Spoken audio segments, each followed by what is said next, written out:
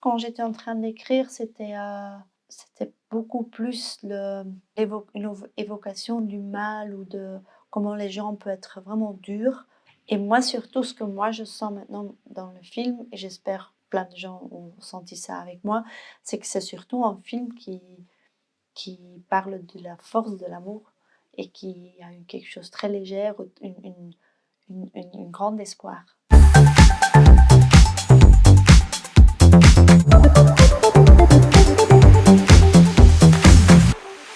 J'aime bien présenter le film par toucher 2 thèmes que je trouve plus importants. C'est, la beauté du vrai amitié, de l'amour entre 2 gens, quelque chose de très pur et en même temps aussi, c'est quoi le mécanisme qui fait que du coup tu commences à croire en quelque chose et moi je me suis rendu compte que croire en quelque chose, c'est surtout à toi de décider. Si tu décides de croire quelque chose, c'est vrai. Si tu es pas prête pour croire quelque chose, tu as tous les signes qui disent que c'est pas vrai en fait. Ça c'est vraiment pour moi la force de mon film ou le plus important. Donc Holly, elle, c'est une fille de 15 ans qui a pressenti l'incendie dans une école. Donc elle appelle l'école pour dire je peux pas venir aujourd'hui, je me sens pas bien. Honnêtement, elle-même, elle sait pas très bien non plus pourquoi elle a fait, elle a juste senti quelque chose. C'est une grande trompe pour la communauté parce qu'il y a aussi des enfants qui viennent décéder dans cet incendie. Du coup, elle est vue comme une fille avec un don. Elle devient quelqu'un qui peut soulager la douleur de cette communauté. Après, c'est l'histoire de comment elle se sent dans cette nouvelle vie, mais aussi comment les gens traitent cette fille qui, du coup, n'est plus juste une fille comme les autres, mais qui est vraiment... Tout le monde veut un morceau du gâteau, en fait. Mag ik uw hand vasthouden? Ik mis haar zo hard.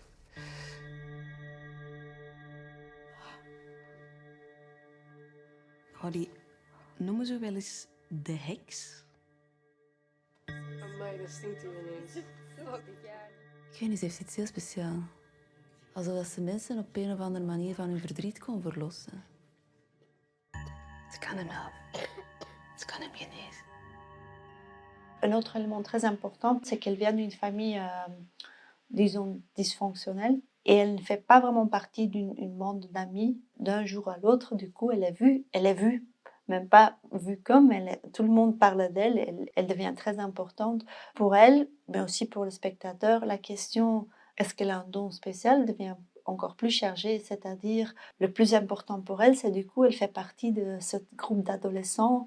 Donc ça trouble aussi toute cette magie d'avoir un don spécial. Elle fait ça avec beaucoup d'amour, mais le privilège qui vient avec, ça lui fait aussi du bien. Pour moi, le plus important, c'est la base, c'est une communauté qui est traumatisée. L'horreur s'est passée ici et je dois juste accepter que ça, c'est la vie. Donc je pense que ça, c'est le moment où les gens sont très ouvertes pour quelque chose un peu supernaturel. Pour moi, ça me paraissait trop difficile de dire, tu as une communauté, il y a juste une fille, du coup, qui est vue comme spéciale et tout le monde le croit parce que le jour d'aujourd'hui, je pense que les gens ont vraiment besoin de croire en quelque chose. En même temps, enfin, il n'y a plus beaucoup de place pour ça. Donc je me suis dit, si rien ne s'est passé et ça vient de nulle part, c'était très dur pour moi de le croire moi-même, que c'était possible. Tout ça pour dire cette fascination de comment une communauté fonctionne, comment ça fonctionne entre les gens, comment ça fonctionne aussi que si moi je dis je crois en Oli, ça m'a fait du bien, même si moi je ne le crois pas, si mon voisin dit ça, je suis tentée quand même de le tester parce qu'on ne sait jamais. Moi, je trouve ça très intéressant et pour moi, Oli, c'était vraiment la figure enfin, c'était la raison pour montrer plein de gens autour d'elle qui étaient en train de chercher. Il y a des gens qui ont vraiment perdu quelqu'un dans l'incendie. Il y a aussi des gens qui veulent peut-être juste un peu de bonheur. Moi, j'aime bien que ça devienne vraiment quelque chose public, Oli, et comment chaque personne, d'une façon différemment, veut avoir une petite partie de cette personne. Si c'est un don spécial ou quelque chose plus bigger than life, ça, c'est pour le spectateur à décider. C'est aussi pour les gens dans le film à décider. Mais une chose pour moi, c'est sûr, c'est qu'elle fait quelque chose. Effectivement, si elle a un talent, c'est de vraiment écouter les gens. Je pense que son talent de base, c'est surtout avoir une très grande empathie. Peut-être c'est un truc qu'on peut considérer comme très logique, très humain, et même pas si spécial, mais apparemment dans mon film, et je pense aussi en réalité, c'est quand même quelque chose qui n'est plus si évident et qui peut très vite toucher des gens qui n'ont pas l'habitude de vraiment être écoutés, quoi. Dès que j'allais vraiment vers un film de genre, je me sentais un peu perdue, où j'étais en train de copier des choses que je me souvenais des autres films. C'est là où je me suis rendu compte, mais en fait, c'est même pas ça ce que je veux raconter. Je veux exactement raconter, je touche ça et je reviens directement dans la réalité. On se dit, mais au fond, ben, ce sont juste des gens qui sont blessés, qui veulent quelqu'un qui leur dit je te protège, je t'écoute. Donc, c'est vraiment quelque chose que j'ai découvert en écrivant le balance entre toucher ce genre et vraiment rester dans un film très réaliste. Het moet lastig zijn om zo'n taak te dragen. Olie aangereikt. Zwet van de heks. Ik denk dat je moet aanvaarden dat jij iets hebt dat andere kinderen niet hebben. Wat gebeurt er als je doodgaat? Olie, met mij gewoon gerust. Nee, ik ga je niet meer rust laten.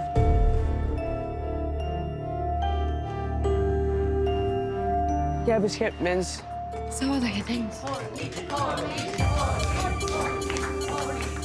Au début, j'ai revu certains films juste pour moi-même, pour savoir, ah oui, ça marche, c'est comme ça le mécanique d'un film de genre. Aussi pour éviter que j'allais faire des choses, comme je disais, que j'allais pas refaire des choses, en plus sur un terrain où je me sentais pas très à l'aise ou très forte là-dedans. Mais en même temps, c'était aussi difficile de pas assez raconter ça, parce que sinon c'est juste une fille spéciale et ça s'arrête là. Donc c'était très clair que je voulais toucher ou flirter avec ce truc un peu fantastique, mais une zone très difficile. Parce que très vite je me suis dit, c'est très facile d'avoir quelqu'un regarde, l'autre regarde et tu te dis, oh, attention. Donc c'était vraiment une recherche un peu compliquée.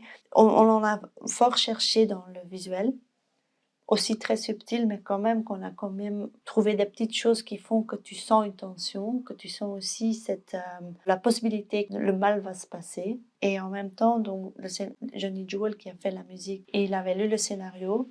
Et moi, j'avais juste dit à lui, quand moi je pense à Oli, elle a quelque chose de très, très gentil, très innocente, très pure, mais où elle pourrait cacher quelque chose, ou si tout le monde veut un morceau de ce gâteau, peut-être à un moment donné, elle pourrait changer, parce que, bon, je veux dire, cette tension devait être là tout le temps. Quand j'ai entendu les premiers morceaux que Johnny avait fait, directement, il a l'association effectivement avec des films, disons, d'horreur, mais c'est très large. Aussi directement, je me suis dit, c'est logique, ça fonctionne.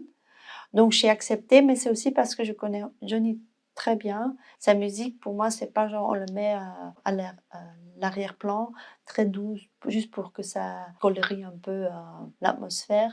J'ai très vite senti ou compris, non, si je travaille avec Johnny, j'ose dire, ça c'est aussi le personnage, ça c'est aussi l'identité du film. Et j'ai exactement senti la même chose maintenant avec Oli et sa musique. J'ai dit, même là, j'essaie de cacher que non, c'est pas du tout un film de genre. Et là, je me dis, non, je flirte avec quelque chose. Et c'était très logique de dire, donc, on met ce genre de musique sur le film.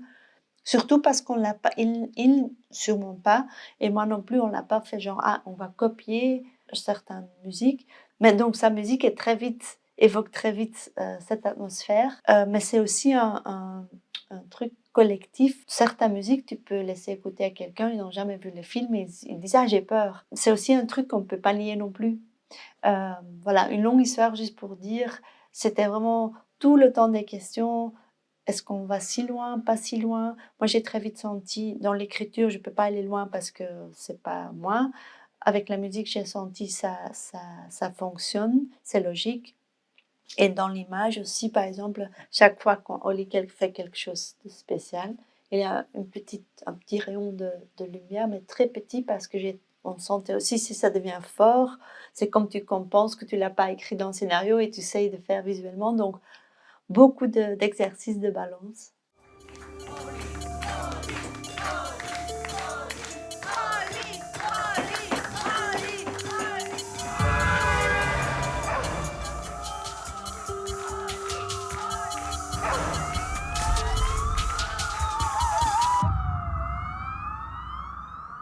Quand j'étais en train d'écrire, c'était beaucoup plus une évocation du mal ou de comment les gens peuvent être vraiment durs, même dans une situation où on essaye de trouver de nouveau de la lumière. Et moi, surtout, ce que moi je sens maintenant, c'est que c'est surtout un film qui parle de la force de l'amour et qui a eu quelque chose de très léger, une grande espoir. Et ça m'a pas étonnée parce que c'était toujours là, mais quand tu écris, enfin, ça va toujours, il y a, comme vous avez déjà dit, il y a plein de couches et ça dépend quelle couche devient le plus important, le plus présent.